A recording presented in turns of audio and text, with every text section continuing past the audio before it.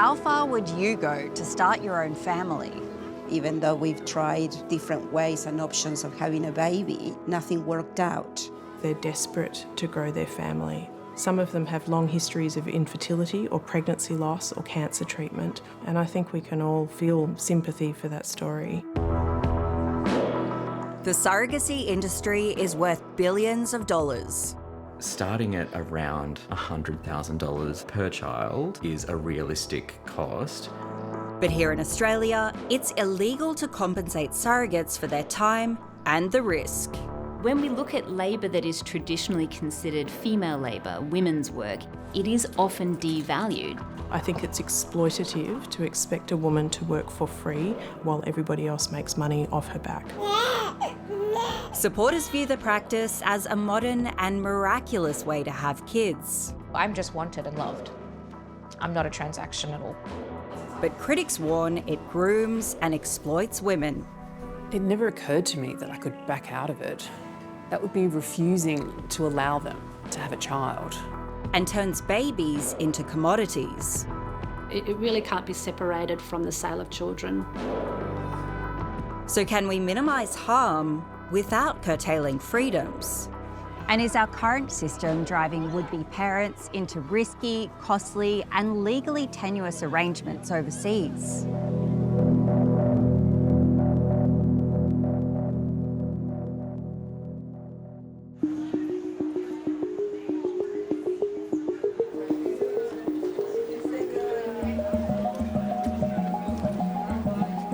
I'm at Melbourne Airport for a homecoming that's been years in the making. Very excited to see them. They have their family now, but they're not having any sleep, apparently.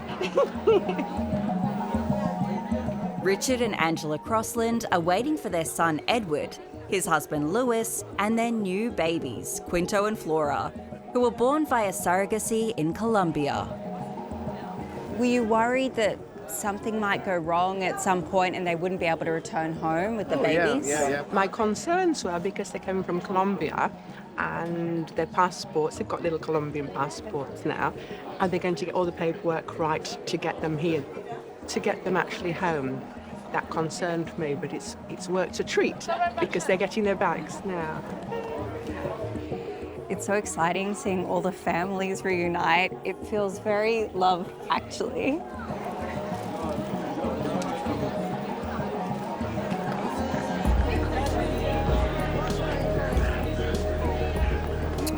I know, she's gotten so big. Look at you two!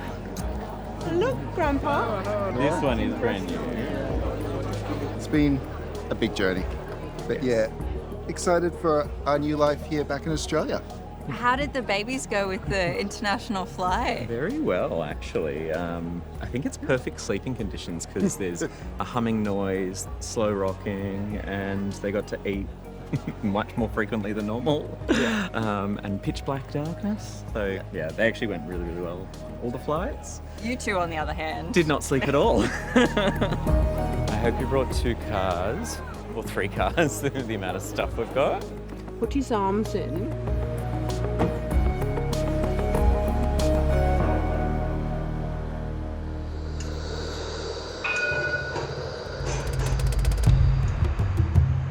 The Australian Law Reform Commission is currently reviewing surrogacy laws to identify possible changes.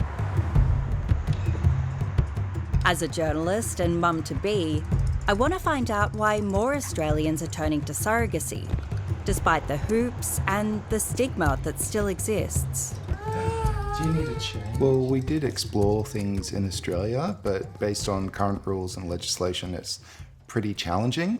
They're impossible because they have to be completely altruistic, so there is no financial gain other than covering the costs of the pregnancy, essentially. But they also have to be over 25. They have to be under 40 years old.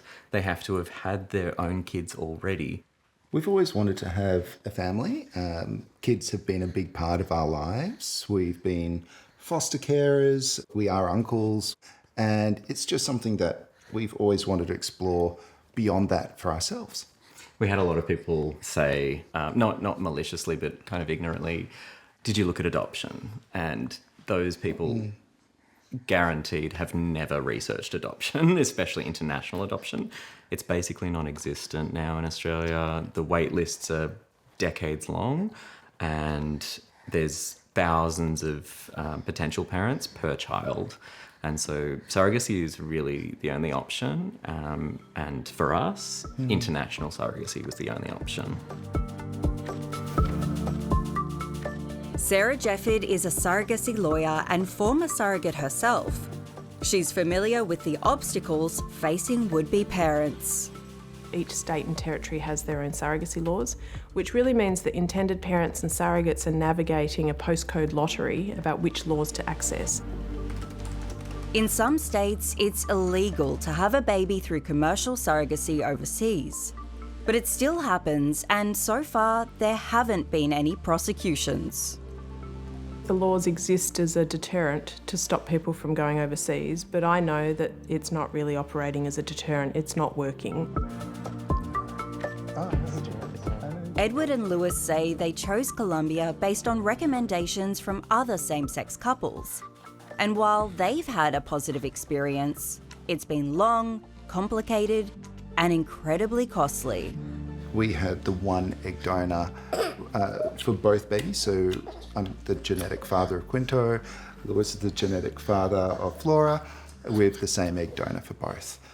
And then from there you found two surrogates who could carry the baby sort of simultaneously? So we do a parallel journey with two surrogates and try to do the embryo transfers at the same time and kind of get as close as we can to fraternal twins in that sense.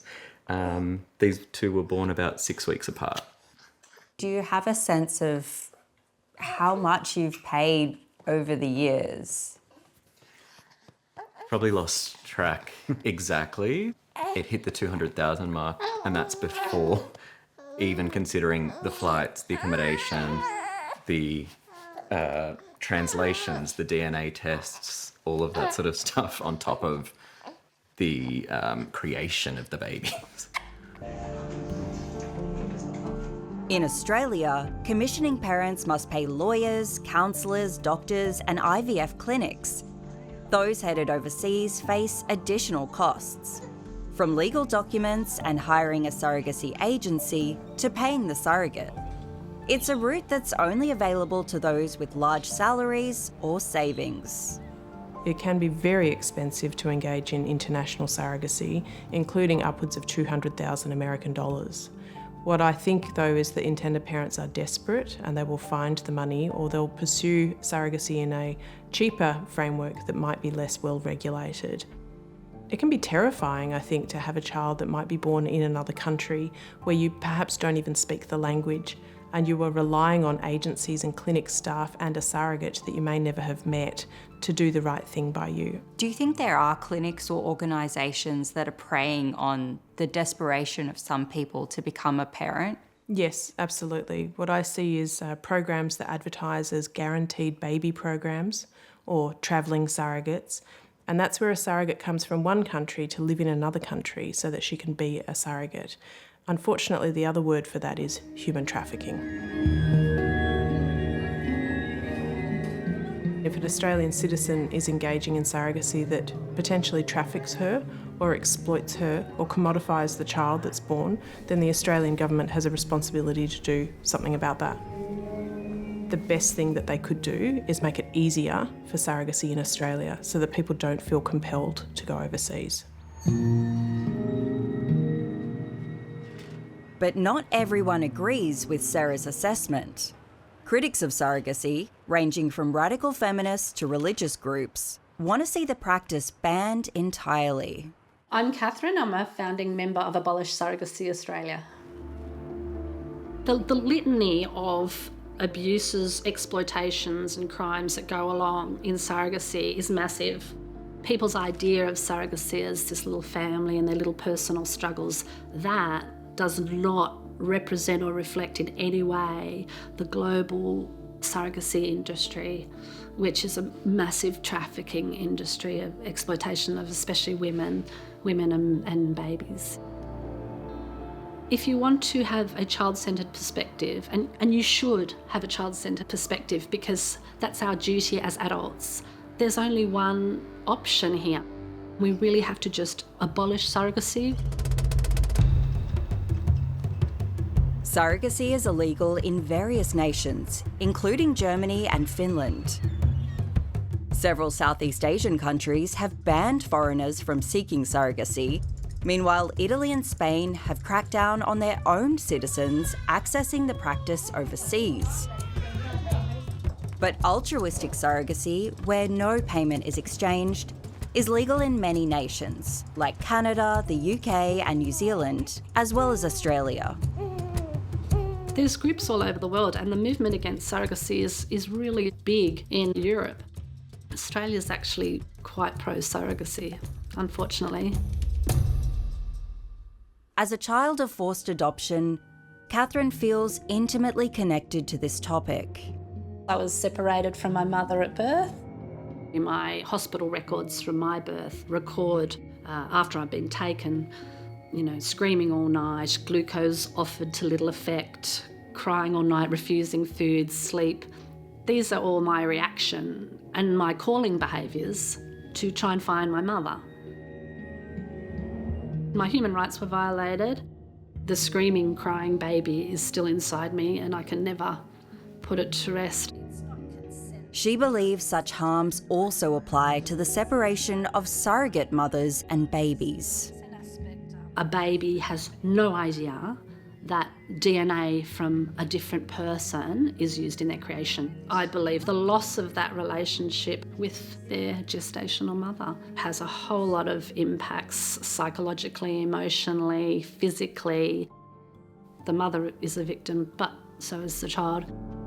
Everything has consequences. If you spill that, you think that's a consequence, not your sentient root. But 28-year-old Izzy doesn't see herself as a victim or a commodity. She was one of the first babies born via surrogacy in New South Wales. When I was conceived with two people who love each other very much, and God knows how much money, and God knows how many people judging them, and God knows how many solicitors, and God knows how many court visits, and God knows how many needles for IVF, when you add all of that on top, I'm just wanted and loved. I'm not a transaction at all. You're so stylish. I love that outfit on you, Mum. That was from Westpac. Izzy's mum, Claudia, suffered from severe endometriosis in early adulthood and needed a hysterectomy by the time she was 27. She and her then husband dreamed of starting a family, but weren't successful with adoption. We decided that we were going to live life, just the two of us, travel and do our own thing. My sister comes along and she offers to have a baby for us. She came very well prepared because she spoke to my doctors, she spoke to my parents to see if she'd be supported. It was very daunting because obviously it's something that we have never heard of before. Back in the 1990s, surrogacy in New South Wales was uncharted waters. There was nothing to say that it was illegal, but there was nothing to say that was legal because there had not been any precedent. Nobody had done it. They decided to choose an independent social worker to interview us, and they also had to put an ethics committee together to discuss the ethical side of things. We had to be involved with psychiatrists, not so much for us, but for my sister. She had to assure them that it was her decision. And then some of the questions that we were asked were very difficult questions that a natural parent would never be asked. Can you give me an example? Well, if the baby was born with any disabilities, would we keep the baby or would we get my sister to keep it? I thought, okay, I can't have children, but you can. And nobody asks you how you are going to react when you have the baby. Nobody's going to question how you bring up that child. Why are you doing it to us? So that was sort of very hurtful in a way. Conceiving a family that is not natural or non-traditional. It's not an attack, it's just different. It's not less than, it's not more than, it's more expensive, but it's just different. Yet some surrogacy arrangements, even between siblings, can go horribly wrong. Families are really complicated. Sibling dynamics are really complicated. I've been speaking with a former surrogate. We're calling her Fiona and we've disguised her identity. She wants to share her story, but it's illegal to identify children and parents in an adoption. And that's often the way surrogacy arrangements are finalised in Australia. So you might hear about positive surrogacy stories because everyone's happy with the experience and consents to it being public. But in Fiona's case, things didn't go to plan. I have a sister who's 2 years younger than me. When we were in our late 20s, I found out that my mother had brain cancer. And in the same year, my sister was having the beginning of what would lead to a hysterectomy and her own cancer scare. At that point in time, I couldn't do anything about my mother's diagnosis, but here was this other thing that maybe I could fix. After raising the idea of being a surrogate for her sister, Fiona and her husband had 2 children in quick succession. She experienced postnatal depression and needed time to adjust to her own kids, but felt an intense pressure to push ahead with the surrogacy plans. It never occurred to me that I could back out of it. That would be refusing to allow them to have a child. It would be my choice that they were childless, and it just seemed impossible. Communication between Fiona and her sister became increasingly strained. Multiple red flags were missed by industry professionals in the surrogacy vetting process. The counsellors have really no incentive to tell surrogates, no, this isn't a good idea for you. They're people who all the time are exposed to the sorrows around infertility. And when a surrogate shows up and says, I want to help, they just go, oh my goodness, you're a unicorn, you're an angel, you're exactly what we need. They don't want to gatekeep parenthood. They're not going to poke deeply into your psychological history. Fiona admits she was trying to come across as an ideal candidate. I wanted it approved. I needed to get this done so that my sister could be a parent. I coerced myself. Her belief that motherhood was essential for women came from her late teens and early 20s, when she belonged to a fundamentalist Pentecostal church with firm views on family. Being a mother was considered not just a really high calling from God, but anything else was considered a bit dysfunctional. Yet many faiths are staunchly against the practice. The late Pope Francis called surrogacy deplorable and urged for an international ban. Here in Australia, the group representing Catholic bishops made a public submission to the Law Reform Commission about the practice, writing that surrogacy in all its forms undermines the dignity of women and children by commodifying human life and turning pregnancy into a transaction. At the highest level, particularly in some religions like the Catholic Church, there are prohibitions on things like surrogacy and IVF. But Swinburne bioethicist Evie Kendall says there's a disconnect between Catholic preaching and real-life practice.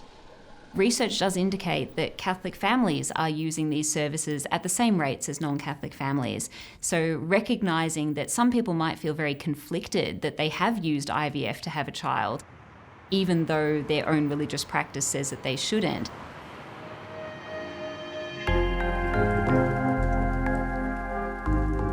Sarah Jefford was an altruistic surrogate before becoming a surrogacy lawyer. I really loved being pregnant, but my partner and I had completed our family with our 2 children. So I really liked the idea that I could actually use my body to carry a baby for somebody else to have the opportunity of parenthood. Did you know the couple beforehand? Not beforehand. I actually met them through social media. About 20% of arrangements in Australia are met through Facebook groups. We have developed a really strong friendship. I would consider them to be like family, and I am Auntie Sarah to the little girl that I gave birth to, and we are very much involved in each other's lives. What's that process like when you are pregnant? Is it needing to dissociate, or are you still sending the baby love? How did it work for you? Yeah, I do hear some surrogates sort of talking about, oh, I'm just the oven. I don't think that's quite accurate. For me, at least, I was very much bonded with her and sending her love the way that I would if I was taking her home, if I saw her as my child. But I also didn't want to be her parent. Sarah's experience of surrogacy shows that it can be empowering for the woman involved. But as I'm learning, every pregnancy is different. And for Fiona, it triggered a deep psychological trauma. I started having a lot of suicidal thoughts. It was a really, really dark place. Fiona felt she couldn't carry the baby much longer. At 36 weeks, she tried to break her own waters. I think it came very close to perinatal psychosis. I had a wonderful midwife, and I said to her, look, I'm having a mental health crisis. I need them to take this baby out. And she said, just go to the hospital, go to the ER. So I went to the hospital, they induced me. Complications with the birth and the worsening relationship with her sister and brother-in-law meant Fiona didn't get to hold the baby for a couple of days. Because I didn't have a baby in my arms, fairly quickly after birth, my hormones and my body went into shock and grief, because as far as my body was concerned, the baby must have died. And so all of the natural healing that can happen after birth, none of it happened. Fiona doesn't oppose surrogacy, but she wants women to be aware of the risks. You're not signing up for a fairy tale. I've had years of grappling with really serious trauma, really serious mental illness. It's ruined the last 7 years of my life.